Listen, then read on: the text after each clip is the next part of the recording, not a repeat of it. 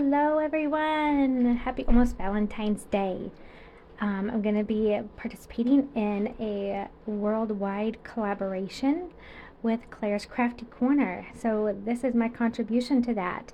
So I'm going to be using some beautiful chunky glitters from Laura's Art Corner, and then also some Liquitex acrylic inks and my Castin Craft for the white to make a Grecian Windflower, which is a technique on Majka's ResinCourses.com website.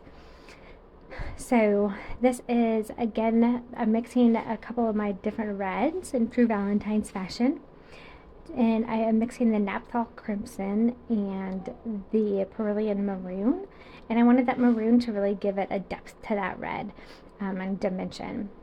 And then this is a deep violet, the acrylic ink deep violet. Again, it's actually a pretty bright when it's put in very lightly, only a couple of drops there. But because it's the deep color, it already has a certain depth to it. So I'm excited for that. And my white here is pretty transparent for the Grecian Windflower. It's, I would say, maybe medium, but leaning more towards transparent than opaque. So the Grecian Windflower technique, we start with a ring of an outside color, which here I'm doing my mixed red. Then you put a little bit of the clear in the middle to push a little bit of that out. And right where the clear had kind of pushed the red away is where I'm dumping my deep violet and going into the center of the clear section just a little bit.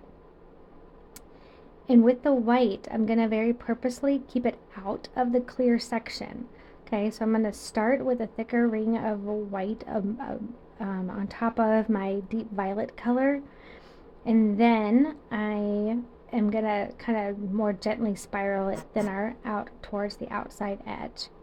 And then you simply finish with the rest of your clear push and drop in your decorative center. So it's a really simple course. Our technique from Majka, again, the Grecian Windflower.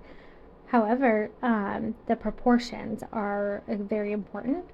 And so that's one of the reasons why, if you're interested in it, while I don't share the exact recipe here, you can certainly go purchase the course for yourself at ResinCourses.com, and I'll link that for you down below. Don't have a cool time lapse for you today because I had to go, so it's pretty short, but I did take a picture before I demolded so you can kind of see what it looks like if we were to go from this to right before I demolded.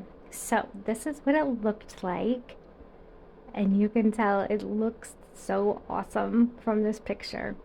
So I'm really excited to take this out. There's some beautiful puffy big puffs in the outside, and I can tell that that white has moved in, which again is another reason I don't dump any of that white and spiral it in the clear when I'm pouring it, because it's naturally going to move in and on itself, and I don't want just one big white blob. So I love the striations of the red contrasting with that deep violet. So I'm just really excited to turn this over and take a peek at what it looks like. Let's take a look.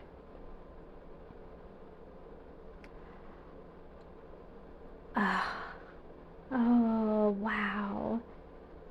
It's so pretty, you guys. Look at those beautiful, beautiful little petals towards the center in that middle area, and how it expands out into those bigger puffy cells towards the edge. And how cool is that, that some of those red areas have stayed in the middle there. And that, you know, when I poured that white, the Castin Craft right over the deep violet, I wondered how light it would come out, and it is a really pretty purple lavender almost that has come out. So in my head I was thinking that it'd be a little bit darker, but of course when I poured the white over it, it lightened it up quite a bit. So next time I might think about adding a couple more drops of that deep violet into my purple if I do the same color combination. But the deep violet and the crimson and the maroon together. Look at the blending on the outer edge here. It's that just not phenomenal. It's so beautiful.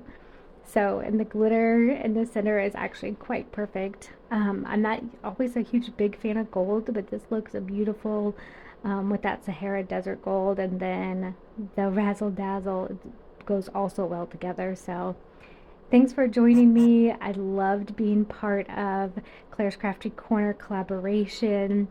And I hope you all join me for our next episode. And I look forward to sharing some more fun art with my friends around the world again soon. Take care.